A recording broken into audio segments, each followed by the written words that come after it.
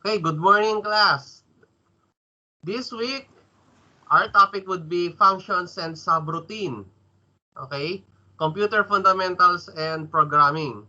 Now, these are subroutines, meaning ito yung mga tinatawag natin mga functions na kung saan meron silang maliit na ginagawa para sa program. Okay? So, let's take for example, hindi na kayo magta-type na sabihin natin sum of two numbers, kagaya ng last time. No? So, kung yung sum of two numbers natin, pag tiningnan natin, ang ginagawa kasi natin is kumukuha tayo ng dalawang number. Okay? Kumukuha tayo ng dalawang number, i-add natin and then i-display. So, again, yung ginagawa ng sum of two numbers is kumukuha ng dalawang number, ina-add, dinidisplay. Okay? Pag yun, nilagyan natin ng subroutine, okay? O ginawa natin siya ng definition of a function, bibigyan natin siya ng pangalan, sabihin natin get sum of two numbers. Sabihin natin yun yung pangalan, So, kung gumawa ka ng program, ang tatawagin mo na lang is sum of two numbers. So, nakasulat na siya doon. Hindi mo na siya isusulat ulit ng ilang beses pa. Okay? So, ang ginagawa niya is subroutine. Tinatawag na niya yung function na yon para gawin yung sum of two numbers. No? So, sir, ano ba ang silbi ng functions? Trabaho kasi ng functions is mapabilis yung operation ng ating process. Okay po? So, ang ginagawa ng function is para mapabilis yung ating process. In other words, modularity. Okay? So, modularity ang pakay ng functions para mas mabilis magawa. So, let's continue. So, do you know that none of the programming language can provide all specific commands and developers need? So, hindi napo-provide ng kahit anong klaseng programming language yung mga kakailanganin natin. Hindi lahat, yung pinaka-basic lang. But many language providers support the user-defined commands in a form of functions. Okay? So, let's recall yung ating mga pwedeng gamitin. So, meron tayong print na kung saan ay nakakapag-display. Input, a string or none. So, basically, it reads an input from the user. Here in Python, int, an integer of a number, converts the argument to an integer. Float, a number with a decimal point. Okay? So, kung titingnan natin, ito yung ating mga inputs and outputs. Now, why build a function? Ba't ka naman gagawa? Okay, here are some tasks. 1. This is a way to handle the complexity of the problems. Reduce the big task into a smaller one. So, mas napapadali nila yung tinatawag natin na mga trabaho. Okay? So, next. Reduce duplicate codes. Okay? Instead na isulat mo ng ilang beses yung tigtatatlong functions na yun kasi kailangan mo, why not isulat mo na siya ng isang beses and then tawagin mo na lang siya ng tawagin. No? So, na-eliminate natin yung tinatawag nating redundancy. Yung paulit-ulit, no? Reduce the complexity of the main program. So, mas mabilis at mas madali nating mababasa yung mga programs. Okay? So, here guys, we're going to start using Python. Okay po? So, kayo po ba ay nakapag-install na ng Python sa inyong mga system units?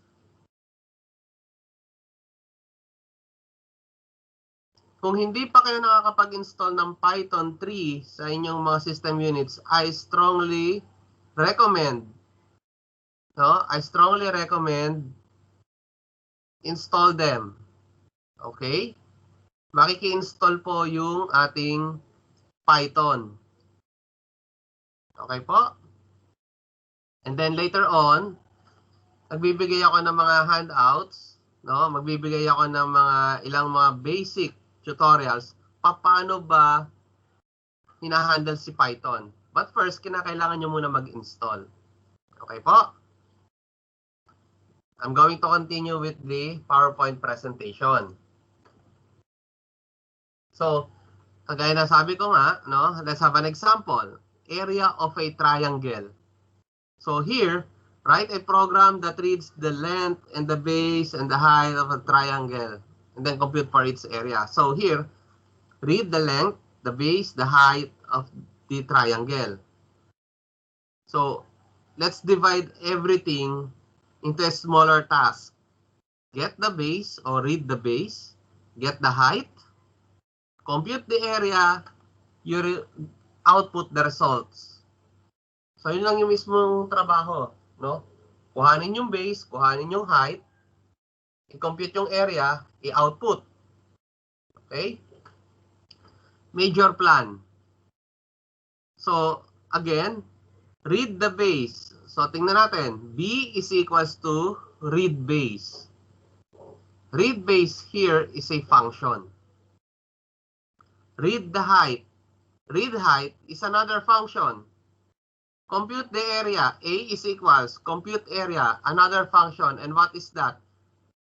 May pinasa ka, B and H. And then show the area. Okay? So ito yung pinaka-major plan natin. Sabi nga natin kanina, doon sa hinati-hati nating mga procedures, we get the base, we get the height, we compute the area, and then we output the area. Okay? So here, let's have an example. Gawin natin yung function ng read base. Paano yan? B is equals input, enter the base. Return B.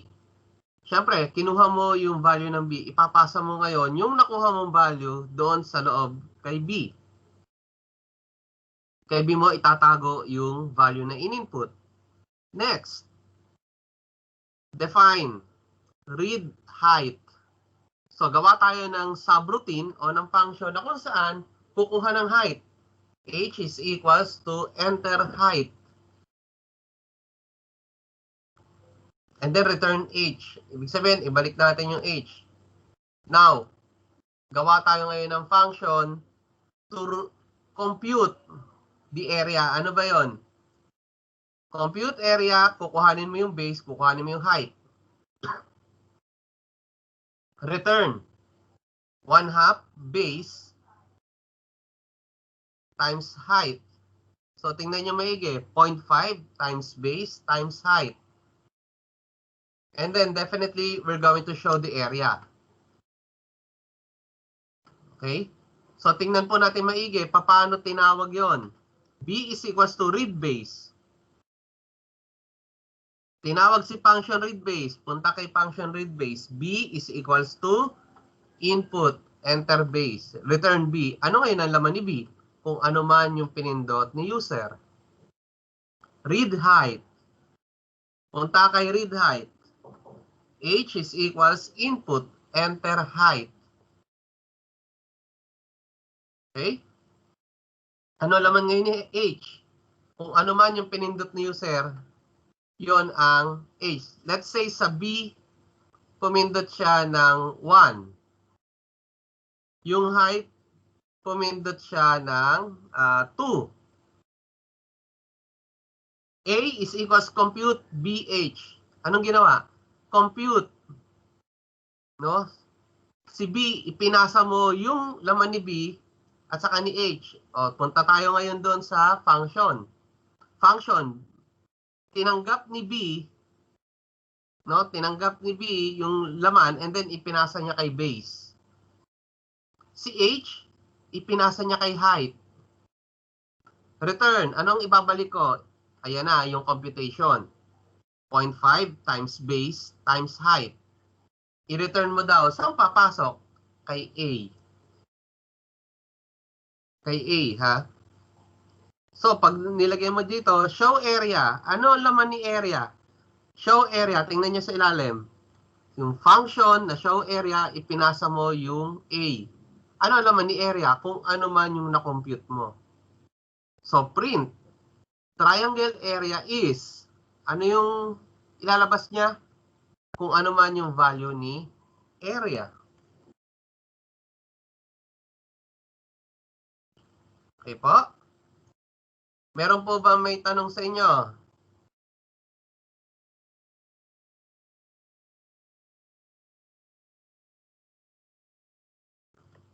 Again, meron po bang mayroong tanong sa inyo?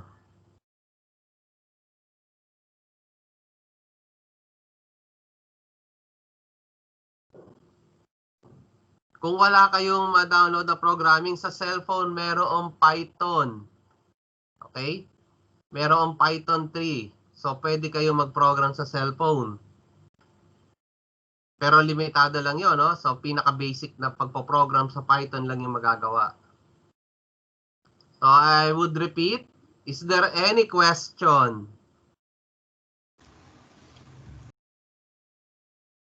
Wala po. Wala po. Wala na po. Wala. Okay. So, I'm going to continue with my discussion. So, paano ba tayo nagde-define ng isang function? Okay, so let's have this. Def function name, parameters. Ano yung mga sequence of statements and then return if kung meron kang ibabalik na value. Parameters are optional, meaning ito yung mga ipinapasa mo na value. If a function reads more information, then the parameters is required. Okay? Functions that have no return values do not need the return statement. Again, functions that have no return values do not need the return statement. Okay po? Next. Ano naman yung tinatawag natin parameters? Okay? A function can take more information on its definition. We can list all parameters that it needs. For example, def, compute area, base height, return, 0.5 base, 0.5 times base times height. Inside the function, parameters are variables that are initialized when the function is called. So how do we call functions? So let's take the example, compute area 3280. Okay? So 32 goes to base, pumunta siya doon sa loob ng base, and 80, pumunta siya sa loob ng height. Okay? These variables no longer exist after the function ends. So meaning, yung base and height, magagamit mo lang siya sa loob ng function, sa loob ng compute area. Sa labas, hindi mo na siya ma-access. Okay? Bakit? Existing lang siya doon sa loob. Next. So, let's evaluate.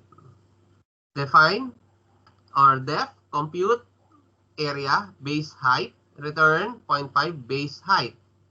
Function is compute area. That is the function name. Goal, compute the area of a triangle from the length of the base and its height. The base length is parameter, which is base. The height in parameter is height. Return the value. So, ano yung value na i-return niya? Yung area ng triangle. Consider the other functions. Okay? Define read base, yung kanina. Define read height. Define show area. So, basically, alam ko, ma-identify ninyo kung alin yung parameter, alin yung tinatawag natin na function name, and definitely alin yung tinatawag natin na return value. Okay po? Malinaw po ba?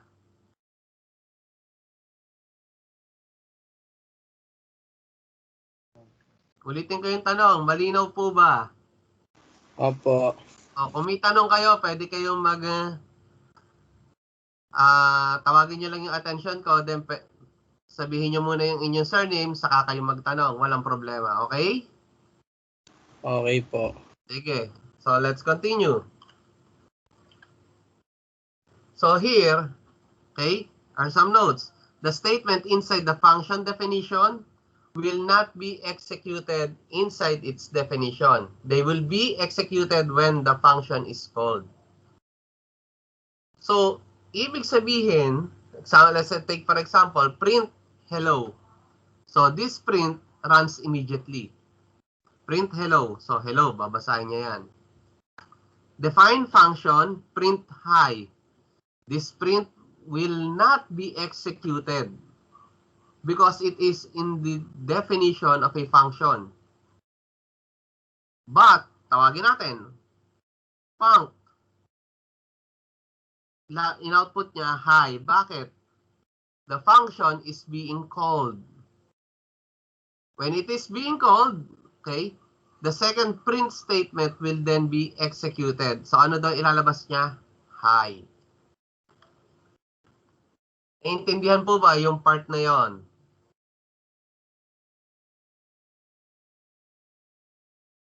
Any point of clarification doon sa part na yon? So, ipinapakita po doon, ang laman ng mga functions ay hindi basta-basta ini-execute unless tinawag mo yung pangalan ng function. Naiintindihan po?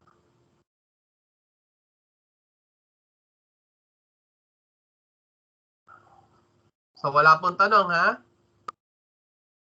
I will continue. So, let's have an analysis of the basic program. Number 1, this print does not belong to any function, therefore it is executed normally.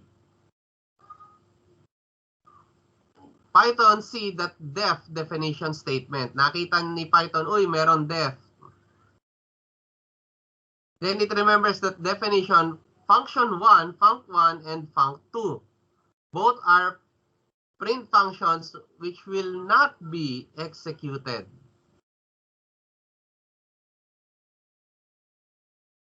This is called func1. Now the program executes the function 1. Ano ilalabas niya? Hi. This is now function 2. It is being called and then it would print bye. So pag hindi niya tinatawag yung function, hindi niya gagawin yung kanyang definition o yung pinapagawa niya sa loob. Same with number 3.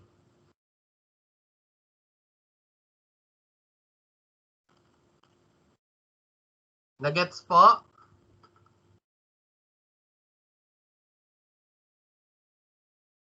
Okay, next. So let's have an example. Turtle and the house. We want to build a function, build house. Ano pangalan ng function? Build house. Anong gagawin? That asks the turtle to draw a house of a specific size. The function needs parameters. Turtle, for the turtle that will draw, and the size for the size of the house. So, tingnan natin yung figure. May size, merong size. Okay po? So, gagawa tayo ng function build house. So, kailangan natin ng turtle at saka ng size. Okay? Next. After some analysis, we see that to build a house, we need some tasks. What are those? We need to build the walls and we have to build the roof. Gawa tayo ng dingding. Gagawa ng bubong. Therefore, we shall need two other functions. build walls, build roof. These functions shall be called build house. Okay? So, meron tayong build house, meron tayong turtle, may size tayo, meron tayong build walls, pader, meron tayong build roof, yung kanyang bubungan. So, tingnan natin. Define. Build walls. Sino magbibuild? Si turtle. Sino pang involved? Yung size. Turtle.forward. Ano yung size? Oh. Turtle.right. 90. So kung mapapansin natin, lahat ginawa niyang 90. So it is a perfect square. Ang kalalabasan niyan. Okay po? So tingnan maigi ulit. Define build walls. We have the turtle. We have the size. Here, the size is greatly involved. Okay? So note that we make sure that the direction of the turtle remains the same from the start. This is the ease of designing build roof later on. Okay? So here, we build walls. Next. Teach the turtle how to draw the roof. Okay, so let's have the roof. Kung roof yan, pa-triangle, may angle. Okay? So here, we build roof. Ito yung ating function. Since we know that the turtle is facing right, we can tell that the turtle to turn left for the drawing of a triangle, equilateral. Turn left, 60 degrees. Then we draw forward, 120. Forward again, another 120. And then finally, ask the turtle to return to its direction, 180.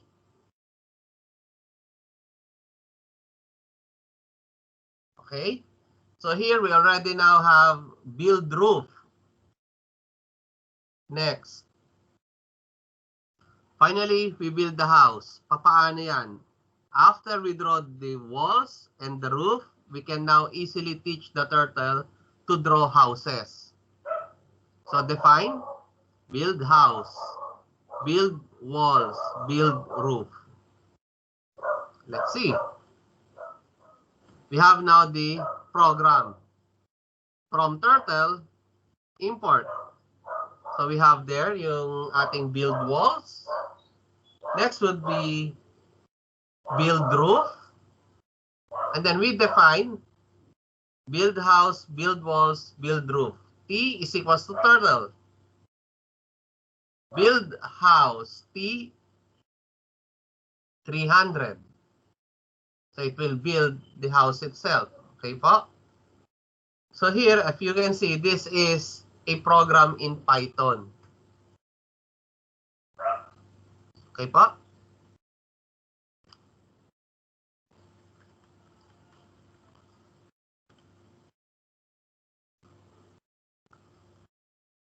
Any questions po? Sino ito?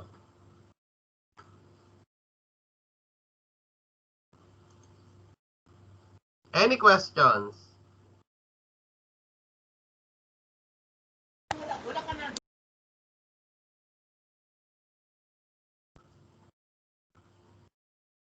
Okay, kung walang tanong, I would proceed. Sir? Yes? Tanong lang. Tanong lang kayo kung may part na hindi naintindihan. Tanong lang po. Sir, pag may mali po ba na kahit isa, hindi na po gagana talaga yun sa Python? Kahit anong programming language, iho, pag merong isang mali, hindi po siya talaga gagana. Unless yung mali na yon is mali lang ng compute, mali lang ng pag-a-assign, kaya nagkamali ng compute, gagana yon. Pero kung ang mali mo is, let's say yung kanyang print, mali spelling, hindi gagana yon. Sige po. Yes. Is there any other questions?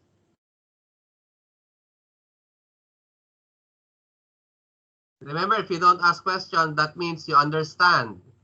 Okay? Okay, I'm going to continue. The experiments corner, okay. From the turtle program, try to swap build roof and build walls in the function build house. Of course, definitely it would not be the same. Try to change the direction of the turtle before calling build house. Siyempre, either tatagilid yon house or hindi siya magiging equal sa kanyang mga kinakailangan. Okay? Side notes. So, you keep this in mind. The term used to call function. In other programming language, they are different. Okay? Pero dito sa atin sa Python, ganun lang yung tawag natin. Okay? So, hindi siya ganun kakomplikado. In object-oriented languages like C# and Java, the function is called method. Okay? Functions that do not return values may be called subroutines or procedures. Okay po. Parts of a program which do not belong to any function is usually called main program. Okay? So if you would read, thinking corner, change the main program so that the turtle draws 3 houses with a space 30 between consecutive houses. Naintindihan po ba yung nasa PowerPoint presentation? Yung pinapakita ko po. Yes po. So, gagawa po ng 3 house yung turtle na merong pag-itan na 30. Okay? Gagawa ng 3 house yung turtle, may pag-itan na 30. Okay, next. So, from centimeters to inches, you define centimeter to inch. So, meron kang function na magko-convert from centimeter to inch. Takes one parameter of the length in centimeters, returns the same length in inches. So, yung conversion is 1 inch is equals to 2.54 centimeters.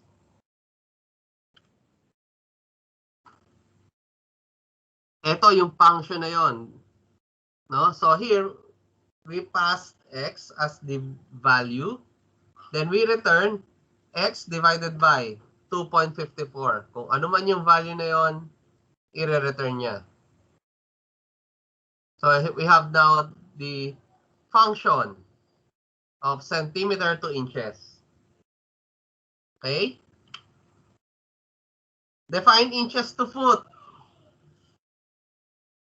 So, the name of the function is inch to foot. Takes one parameter, the length in inches. Siyempre, kailangan mo ng input. Returns, ibabalik mo yung converted. So, use 1 foot, 12 inches. Paano? Ganito ang mangyayari. The function calls that returns the values can be used as expression. This kind of expression can be used in other expressions. Inch to foot, centimeter to inch. 250. So, let's see, ano ba yung nangyari? Length in centimeters goes to inches. Inches, length in inches will then be converted into foot. And then output. Okay? So, hindi pangit naman kung gagawa mo ng direkta. No, pwede naman direct, pero dito hinimay natin para mas lalong maintindihan. So, paano mangyayari? Centimeter to foot, it is required that this function must use function centimeter to inches and function inches to foot. Okay? So, pwede na ngayon natin gawin. So, tanong, how do you convert those things? Excuse me. So we are going to convert it into a function. Okay, so as you can see, previously we now have centimeter to inches. What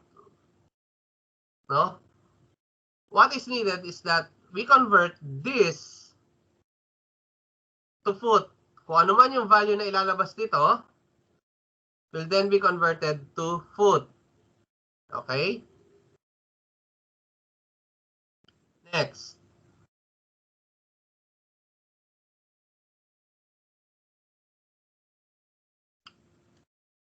Compute the moving distance. Take, for example, the last time that the compute distance from the acceleration and the duration and write as a function. Function name, distance. It has two parameters, acceleration and duration, A and T. Returns the distance of the object initially staying still and then moves. So let's see. May tanong po dito. Nako. Naintindihan lang? Hello, baka may tanong po kayo. Kasi gagawin nyo po ito kasama nung leap activity natin. May tanong po? Sir, wait lang po, sir. Pionela po. Oh, Pionela. Yes. Doon po sa sa centimeter to foot, sa centimeter to foot, paano po yung gagawin doon? Kasi di ba po sa sa centimeter to inches, pinag-divide nyo po siya. I-divide po siya sa 2.54. Paano naman po dun sa foot? Nakalagay po dun 12, lang siya. 12 inches. Paano pong gagawin? I-divide din po ba siya? Is equals to 12 inches. I-divide din po siya sa 12 inches, ganon. Kung ano po yung nakuha ninyong sagot dun sa isa, i-divide sa inches. Yung isa, nakikita po ba to? Nakikita po ito? Apo. Yan, okay. So, mapapansin mo, Iho, kasi dapat kayo gagawa ng functions eh. No? Ibibigay nyo sa akin. No? Kaya ginaid ko lang, hindi ko binigay yung sagot. No? Okay, so papaliwanag ko. Centimeter to inches, open parenthesis, x, close parenthesis. Ano yung x? Yung x dito, dito yung ating ipinasang value in centimeter. Okay? Okay po. Return x divided by 254. Kung ano man yung value na ipinasa mo, pag dinivide mo sa 2.54, kung ano man yung sagot doon, inches na siya. Nakuha po. Opo. Okay. So, ulitin ko lang ulitin ko. And this goes to everyone. Define centimeter to inches x. Whatever ang value ng x in centimeters, after it is being divided by 2.54, inches na siya. Inches na siya. Okay. Okay po. Dito, tingin ko, makukuha nyo na yung ideya kaagad. Paano ito? 1 foot is equals to 12 inches. So here, the input would be inches. The output would be foot. Okay po? Next. So dito, ipinakita lang natin, centimeters to feet. Okay? So here, nilagay niya dito, centimeters, 250. And whatever the value na ma-compute dyan, ibabalik niya ngayon, ipapasa niya ngayon sa loob ng inch to foot. Kaya may lumabas sa value 8.20, 20, 99, and so on. Kaya may value dyan. So ano yung nangyari? Length in centimeters is converted to inches. Inches na siya ngayon, which is ipinasa naman siya dun sa function na inch to foot. Kaya ang output ngayon dyan ay in feet. input. So here, you are going to indicate ano ba yung def function ng centimeter to foot. Meron na tayong centimeter to inch. Binigay ko na yung centimeter to inch. What about inch to foot? So yun yung ipakikita nyo sa akin. Any other point of clarification po?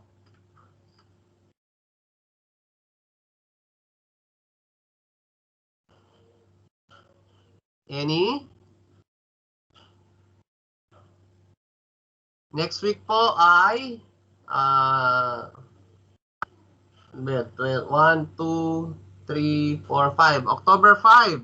Ako, October 5. Baka tayo ay mag-quiz. Sa October 5, may pa-quiz ako. So, better make sure na naiintindihan nyo ang aking lesson. Okay? So, kung wala nang tanong, I will continue. Keep in mind, makinig lang po muna maigi. So, here, we have a computing van. No, a computing moving from the distance. The function name is distance. Paalala ko. There are two parameters, acceleration and time. Okay, next. Volume of cylinder. So I already gave the formula there. Volume is equals to pi r squared times the height. So the function name is volume. It takes two parameters, the r, the radius of the base, and the height of the cylinder. Return the volume of the cylinder whose base radius is r and the height is h. When will the bucket be full? We are filling the bucket with water. Write a program that computes the duration needed to fill the full bucket, whose shape is a cylinder. The program should read from the user, 1, diameter of the bucket in inches. The height of the bucket in inches. The rate of the water flowing to the bucket, cubic centimeter per second, and then show the duration needed to fill the bucket in minutes. So medyo may computation kayo ngayon. So let's take for example, sample program na to, no? Enter the tank's diameter, 12. Enter the tank's height, 3. Enter the water flow rate, 15. Time to fill the tank is 6.17 minutes. So this is an example program. Okay? Are there any other point of clarification muna? May tanong po?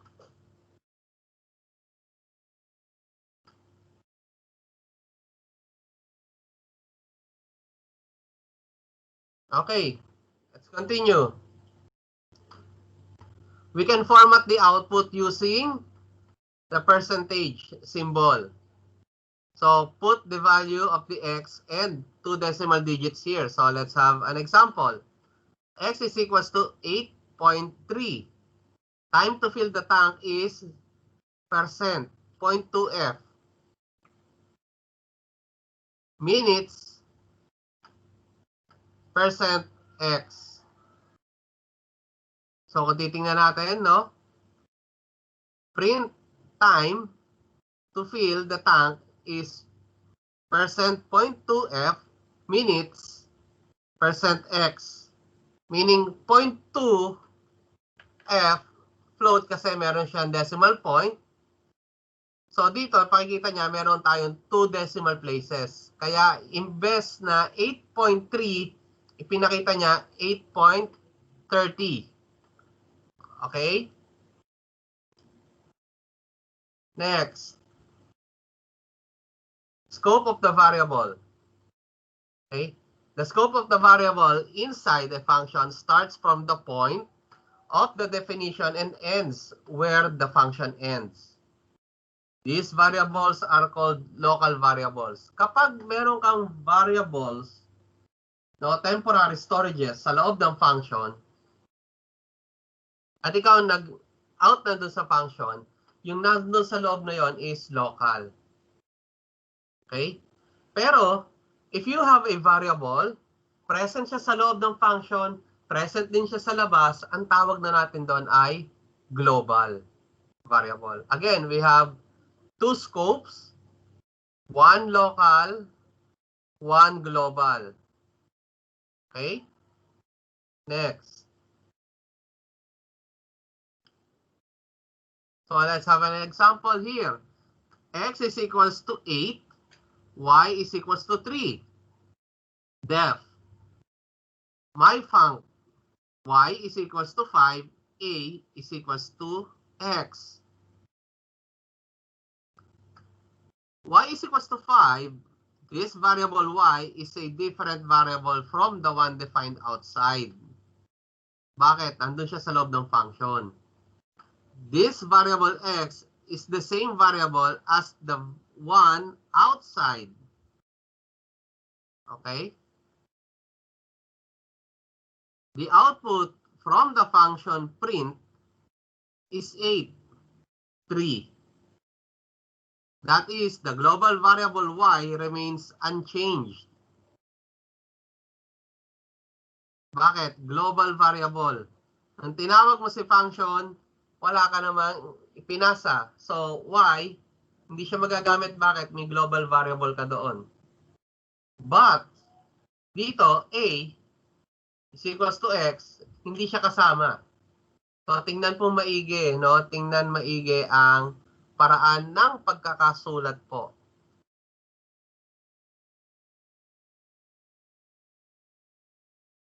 Okay po? Okay, next.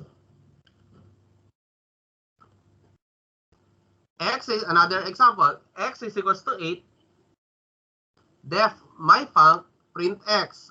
Variable x here is the same as the global one dun sa nauna. Pero tingnan mo maigi ngayon dito. Result program would be 8. X is equals to 8. Dito na sa baba. Def func print x. X is equals to 3. This assignment makes the variable x in the function to be local. But there is x on print, which is the same x in the next line. Refer to the local. Now, piprint mo yung x, so magiging, supposed to be, dapat yon ay 8. Pero maglalagay siya ng error. Bakit? Refers to the local variable that does not exist. Tingnan po maigi paano ang pagkakasulat. So, magiging pong maingat tayo. Let's have the initiative to identify what are the local variables and what are the global variables. Okay po? Next. Bago yun. May tanong po ba? May tanong po?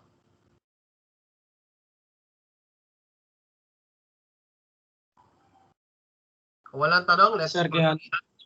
Yes. Sir Quijano ba? Pwede po ulit. Quijano. Yes, Quijano. Sir, Anong pwede tanong? pa ulit. Pwede po pa ulit din sa una. Magsisimula po din sa two scopes. Medyo hindi ko po naintindihan kasi. Alin po? Yeah po, dyan po. Doon na po Scope. yung naka, ano na po. Yeah po, dyan po. Okay. So, local and global variables, let's have an example.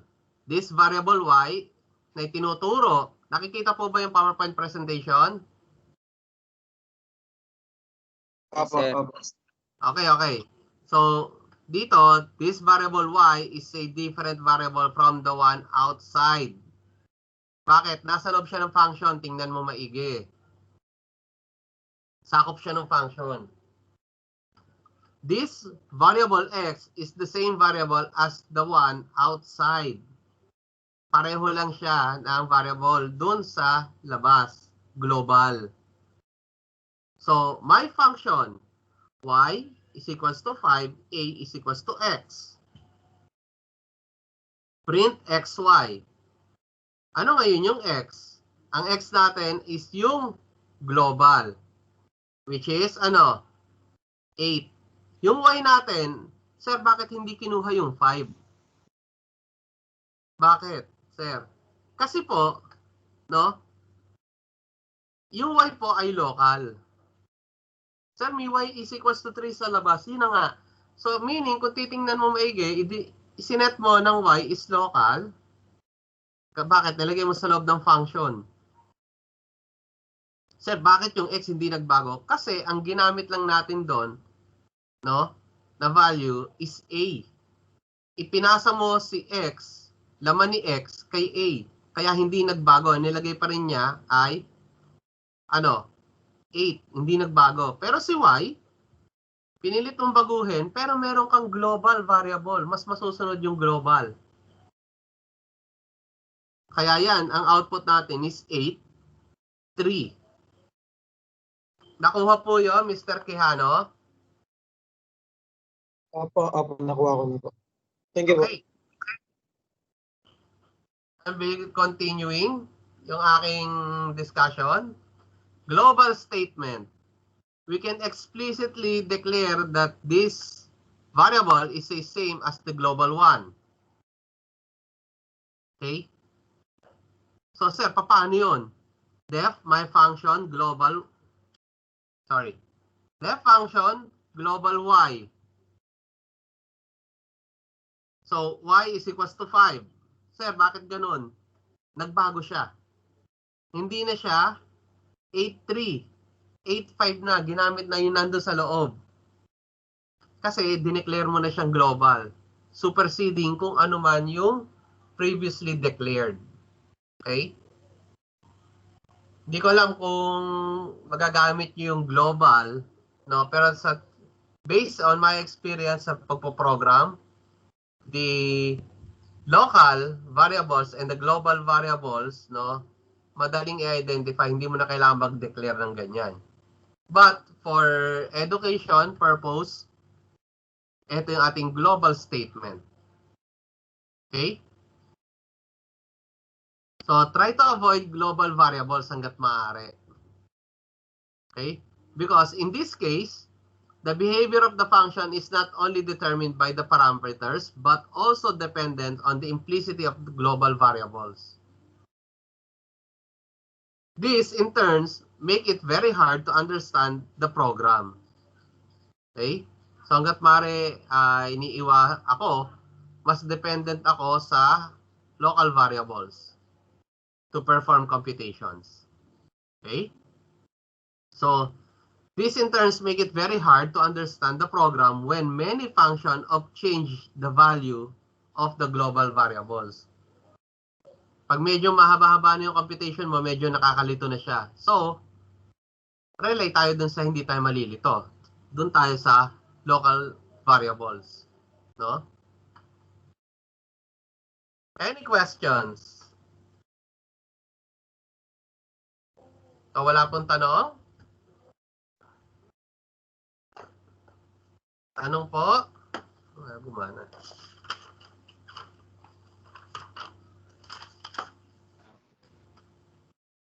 Walang may tanong? Okay. So, walang may tanong sa inyo?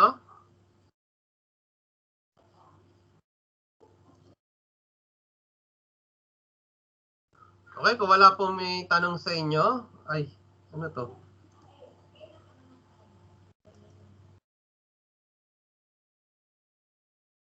Okay. Kung wala po may tanong sa inyo, kukuhanin ko lang yung attendance. Sir? Sir? Yes, sino to? Kabaron po. Yes, Miss Cabaron. Hindi na po ba kami maggagamit ng flowchart? Bakit kayo hindi gagamit ng flowchart? Sir, hindi pa po kasi natuturo sa amin yun. Yung flowchart. Bakit? Week 3 na tayo, di ba? Sir, ang huli po nating topic is number system lang po. Di pa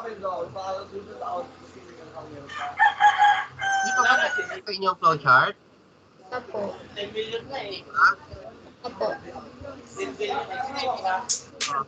Buti na-confirm mo sa akin yan. Nabanggit nyo. Discuss ko ngayon sa flowchart, okay? Sige po. Kasi na-discuss ko na sa inyong flowchart eh.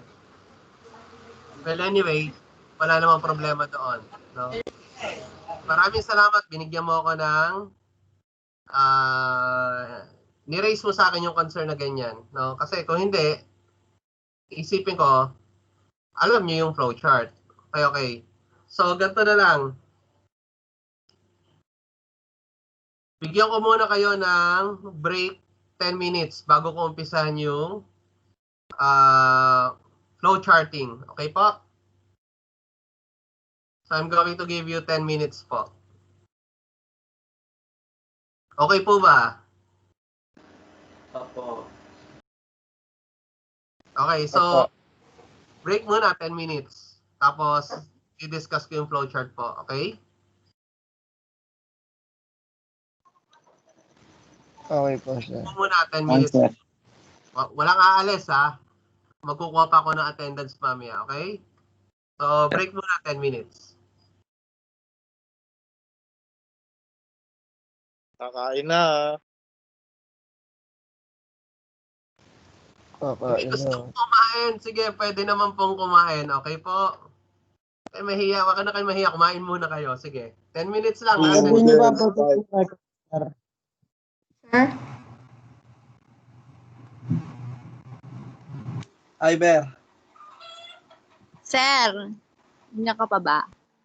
Yun, wala na. Uy, pa-screenshot na lang. Ano yun? Ano yun?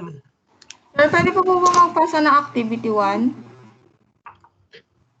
Okay, mamaya. I-address ko yan mamaya. Okay po? Sige po, salamat po. Break muna. 10 minutes lang. Ha? Lagi na lang